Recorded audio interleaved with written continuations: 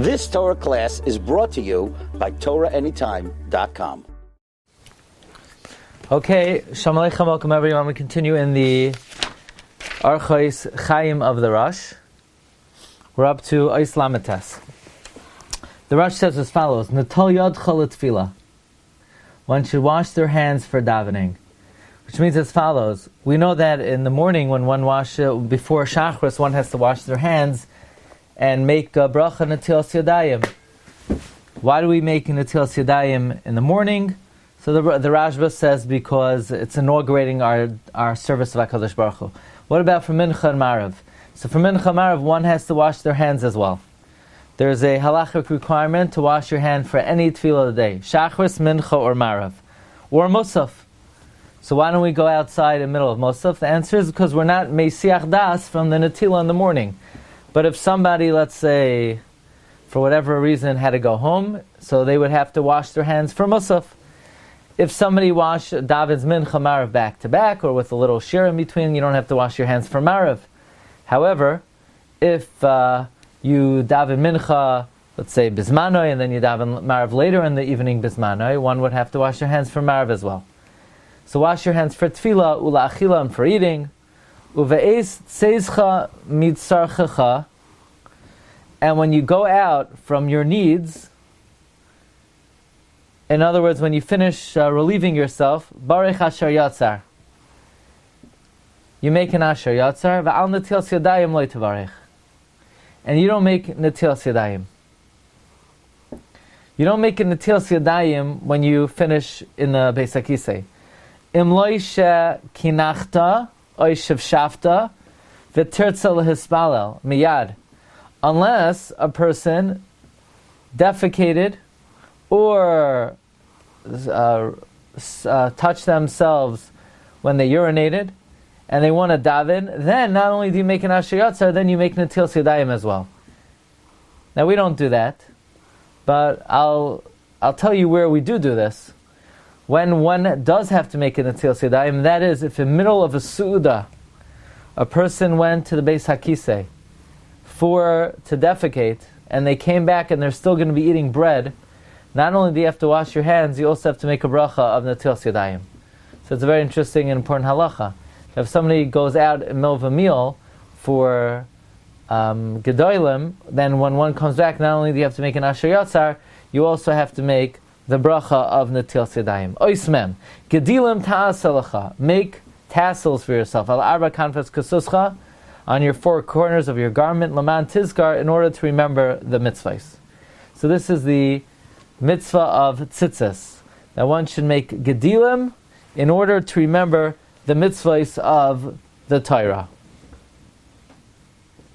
Now there's another important halacha, and that is when one puts on Tzitzis, one should remember to be mechavein, that they're not just being mekayim, the mitzvah d'oraisa of wearing Tzitzis. Not only do we say mitzvos tzrichos kavana, but because the Torah says that the purpose of the mitzvah of Tzitzis is in order to remember the mitzvos of Hashem, Laman Tizkaru, therefore we have to specifically have in mind that you're wearing Tzitzis in order to remember the mitzvahs of Hashem. V'kadesh atzmecha b'chol divarecha. Sanctify yourself in all of your ways. So here the Rosh is telling us that we should sanctify ourselves. What is the connection to Tzitzis? Very simply, the purpose of Tzitzis is Leman tizkaru v'asisem es kol mitzvosai v'yisem kedoshim le'elokechem. The purpose of Tzitzis is it adds Kedusha. And therefore, v'havet sanua bebeis hakisei, one should be modest in the bathroom. What does modesty have to do with tznius? What does modesty have to do with Kedusha? Clearly, the Rosh is saying that the midah of tznius is connected to Kedusha, that one who accords themselves with Kedusha in their physical activities, they will act with tznius. And again, that's the connection to tzitzis. Tzitzis is mitoisefes Kedusha. And one should be modest in the Beis HaKisei, v'im beisecha, and with one's wife. Ki afilu sicha kala shebein ish l'ishta, even one small conversation between husband and wife, asa litein ala esadin, one will given accounting for la'achamei b'esrim shana, one will be held accountable even for a small conversation between husband and wife. V'al tinahig atzmecha b'kalas rosh. One should not act in a light-headed manner.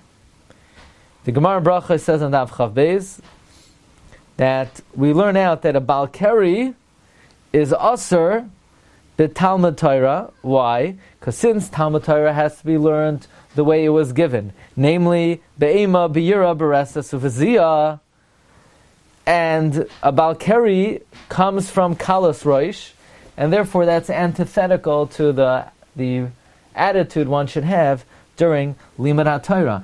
In fact, the Mezuzah Yesharim says the whole essence of Schaik and Kalas Rosh is a removal of thoughts that are supposed to be focused on Yiras Shomayim and the like, and therefore somebody who has Kalas Rosh, so no thought of Yiras Shomayim will be entering their mind.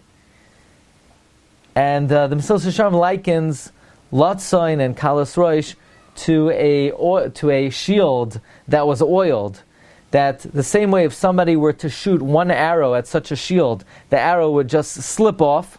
So too, somebody whose mind is in a state of Kalas Rosh will never take to heart any instruction or any rebuke, because it will just slip off them. Because the state of mind of Kalas Rosh does not allow for any serious thoughts of Yiras Shomayim. Now, says the Rosh, V'hishamer milestakel b'ish v'afil pnua. One should be careful not to gaze. One should be careful not to stare b'ish at a woman v'afil pnua, even a single woman. U'mezuzos al pischei beischa al yechsuro.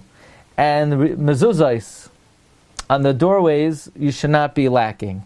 Now, clearly all of these practices, whether it's Kedusha, whether it's modesty, whether it's a lack of kalas rosh, all of these midos and hanhagos are sandwiched in between tzitzis and mezuzah. Like the Gemara Menachos says on Daf Mem Gimel Amud Beis, that one who is wearing tzitzis and one whose door has mezuzah and one who has tefillin, it's sort of the tripled insurance policy that you won't come to sin. But it's interesting that the Rosh does not bring in tefillin in this ice, but clearly one should utilize the tzitzis and one should utilize the mezuzah to sort of take as a precaution and as a safety measure that one should observe these hanhagos of Kedusha, tznios, and avoiding kalas rosh.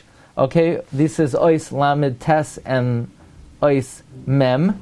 And tomorrow we will not be getting together for the Orchos Chaim and the Rosh. We will pick it up Wednesday. Wishing everyone easy tainis, bracha v'atzlacha, kol tov, all the best. Bye-bye. You've just experienced another Torah class brought to you by TorahAnytime.com.